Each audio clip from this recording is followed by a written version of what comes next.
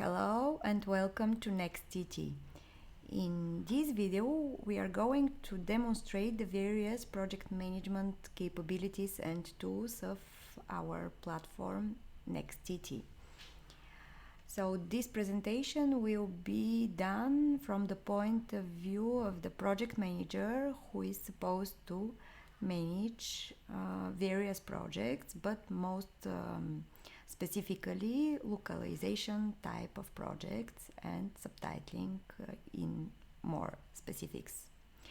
So when you log into the system as a project manager, most probably this will be the home screen that you are going to see. On this home screen, which we call dashboard, there are three main sections which will be used by you for different type of information. In the central part of the screen, you see your main working area, your main working screen. On the top of the page, you have information about the different operations, quick access to the menus, and the actions you're able to perform. On the left and the right side, you have panels which will be used for quick access throughout the whole working process you will perform. So they will be there available at your hand all the time.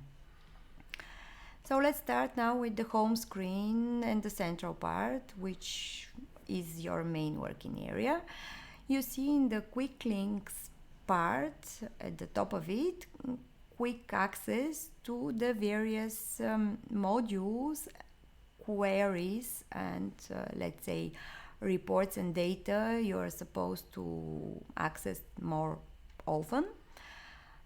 And then in the part after that, you can have different types of buttons and quick start actions related to your project management actions, like starting a new project, new task, or initiating a new workflow.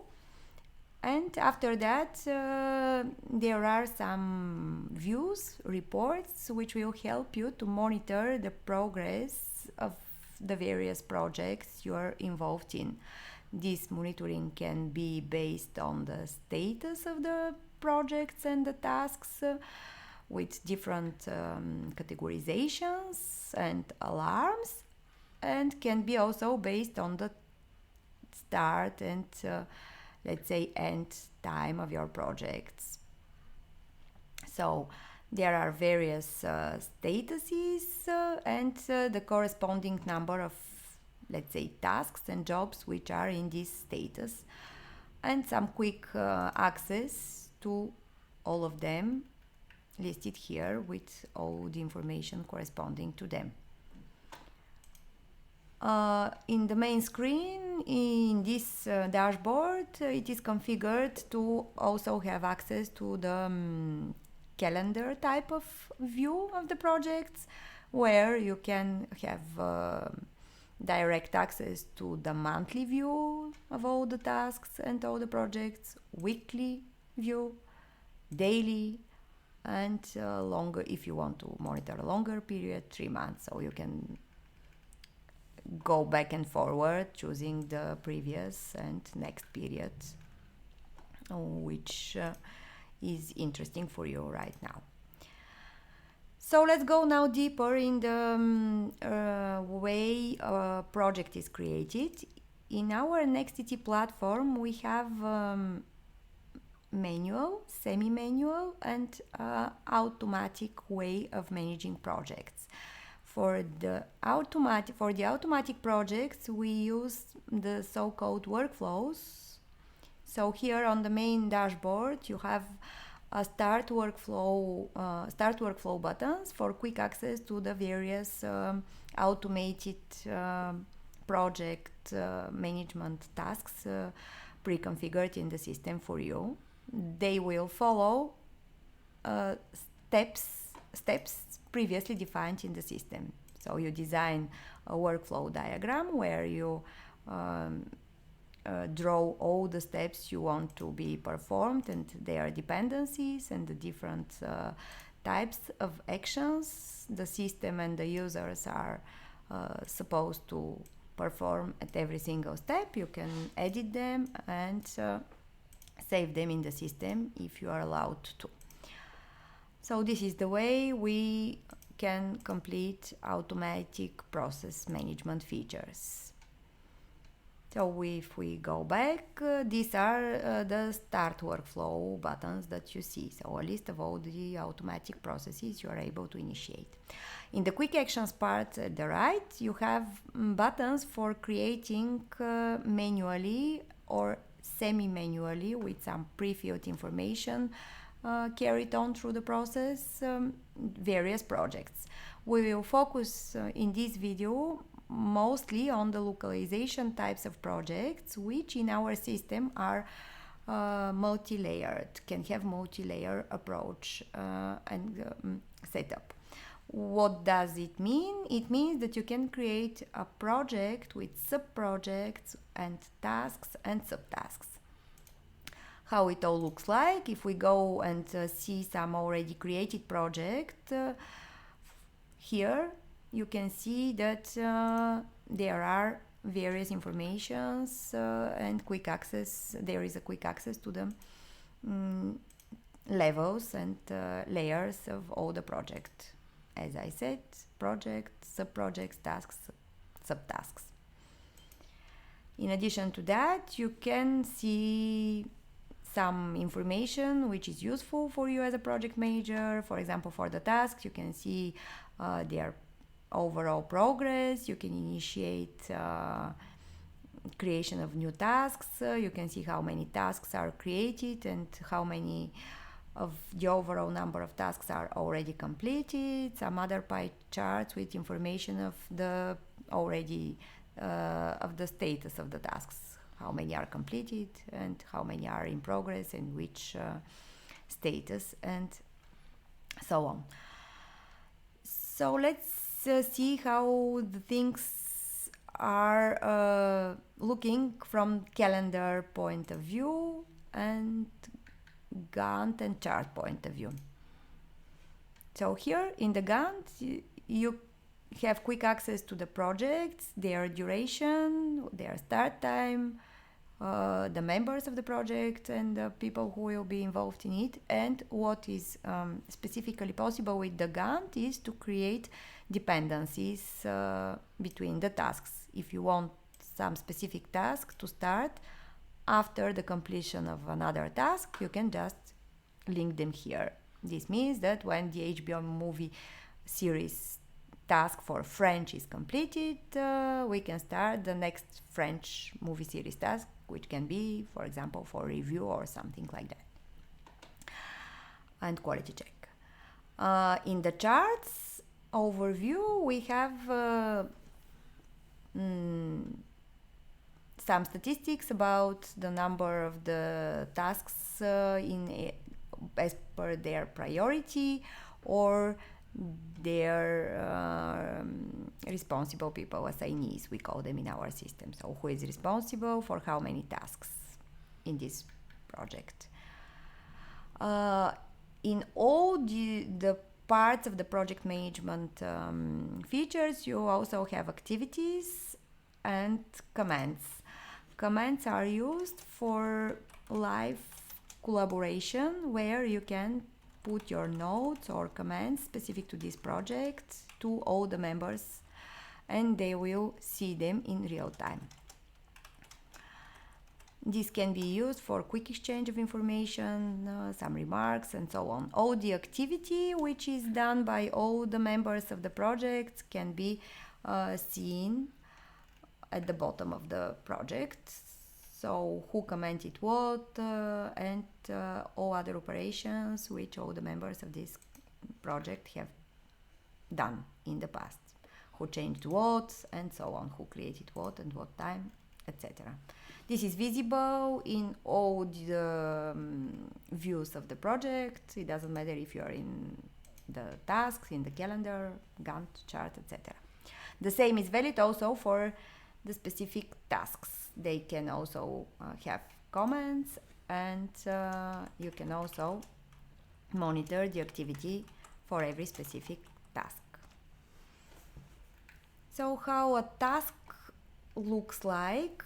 This is the standard view of every specific subtitling job request, which will be assigned to a resource.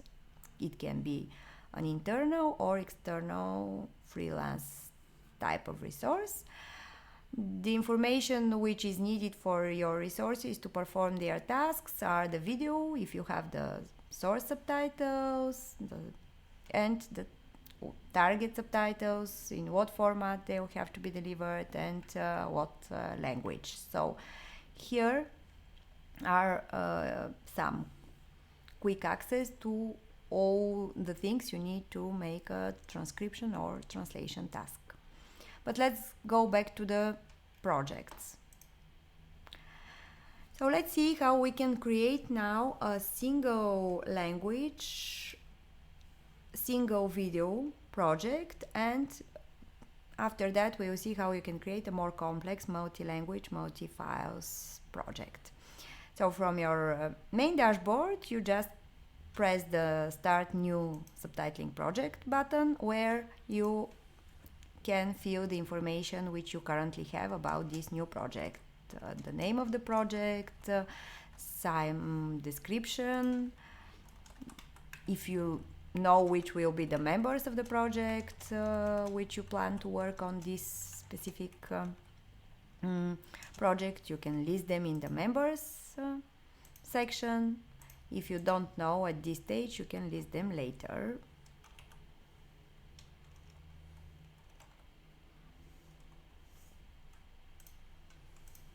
You can have as many members as you need to. Another important information for the project is when you have to deliver that, what is the due date of this project, and when you plan this project to start. So you mentioned those here.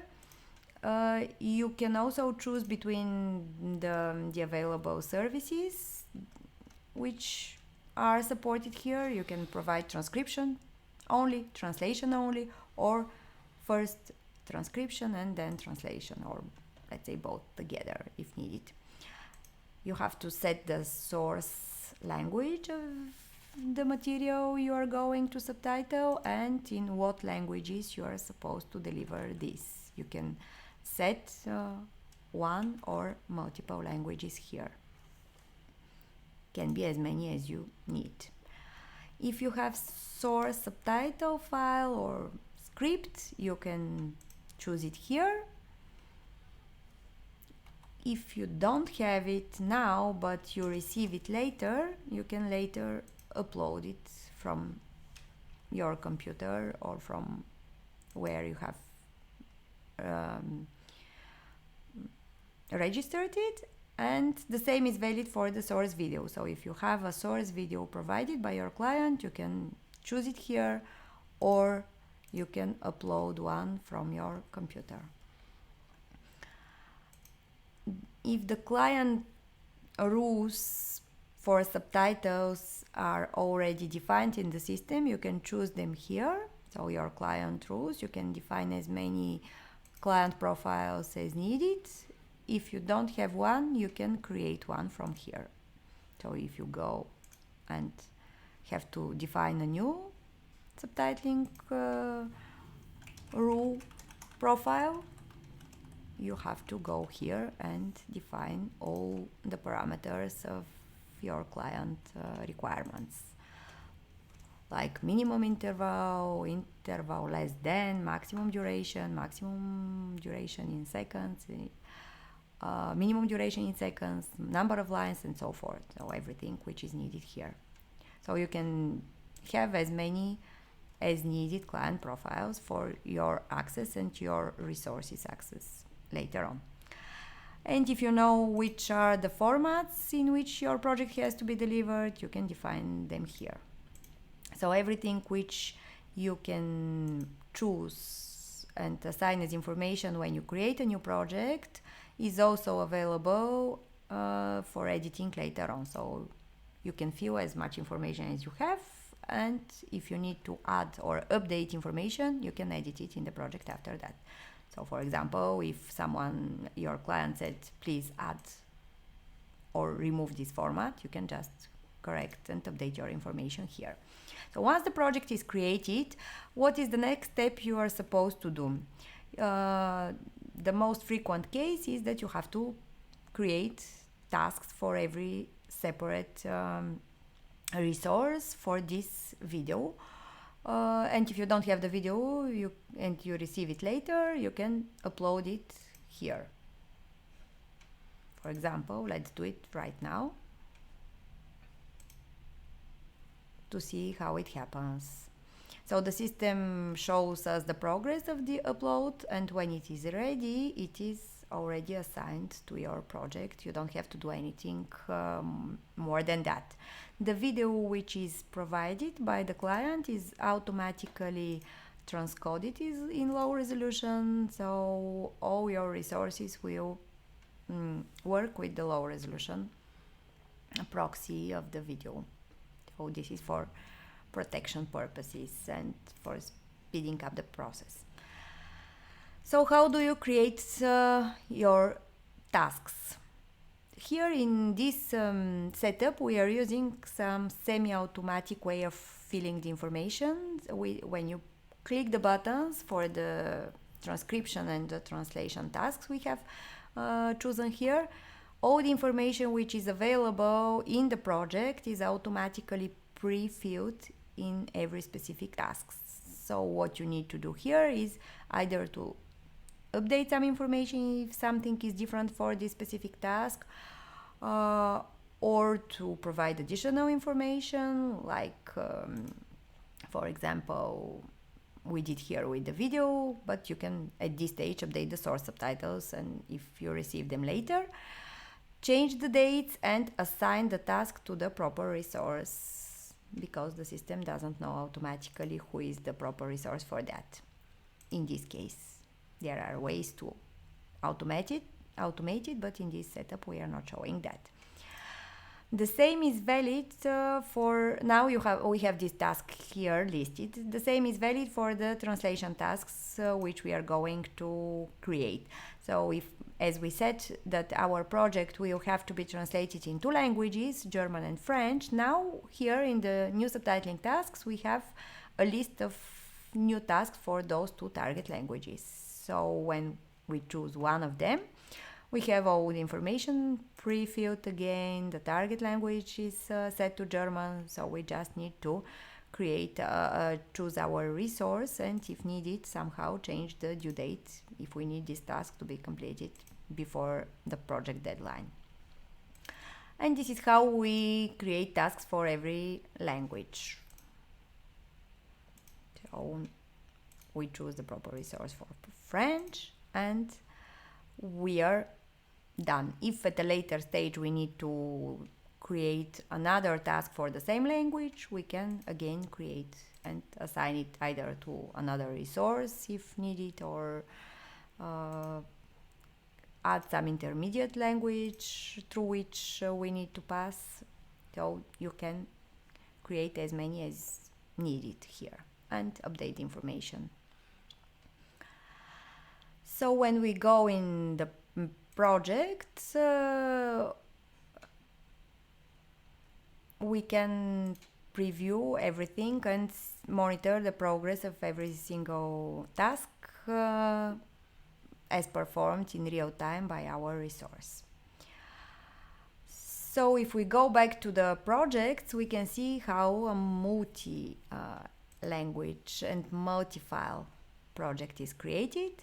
It's almost the same thing as in the single video file, but with some additional tools which will help us create separate sub-projects for every single video file. This is suitable for projects where you have to subtitle series, for example, or multiple files for a single client in a single project. So the same thing as for the other projects is available here: start, due date, members of the project, services which will have to be performed, transcription, translation, or both, which will be the source language and the target languages for all the video materials, because we consider them as a single project here. Again, we can choose the client rules from the available ones or create a new, and if we have all the source video materials, we can just select them here, all the series. So now this project is created, and we have in the upper part of the project section, we have quick access to every specific video file for which we can create a sub-project, or we can also upload or drop a file here, upload from our computer, or choose from the system if it is already uploaded by someone else. So once we add a new video file, we immediately are offered to create a sub-project for that. The sub-project is initiated with this button, and it copies all the information from the main project with the attachment of this specific video only. This is how we are going to handle the project later on, because for this specific video file we will set the tasks and assign them to the resources. The same is valid for every video file, so all the sub-projects have to be created and they are pre-filled with information. So if I go now in the sub-projects part of the project, I see the list of both of them. So if I upload a new one, I'll have a third one. And the same things which we have for the single video file project are available here. Monitoring, all the tasks and all the projects. I can add additional project later on, or additional task later on.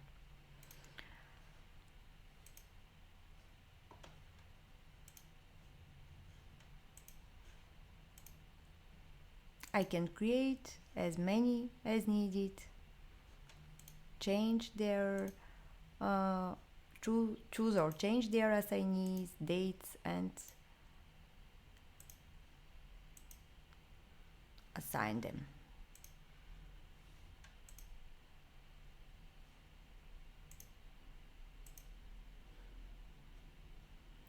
So I can see the sub-projects in the Gantt as well. So if you see on the left side, I have all the tasks and their corresponding resources, the duration of the task, and from which date to which date they are planned. And I can additionally create the dependencies as we have shown in the previous part.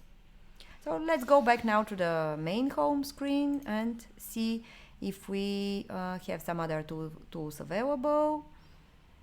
So here, as we said in the beginning, we have quick access to all the projects monitoring with their priority and status. So if I want to filter by priority, or if I want to see which are the projects coming to due date soon, I can monitor from here. That's it for now. Thank you for watching. Subscribe to our YouTube channel for more videos like this one.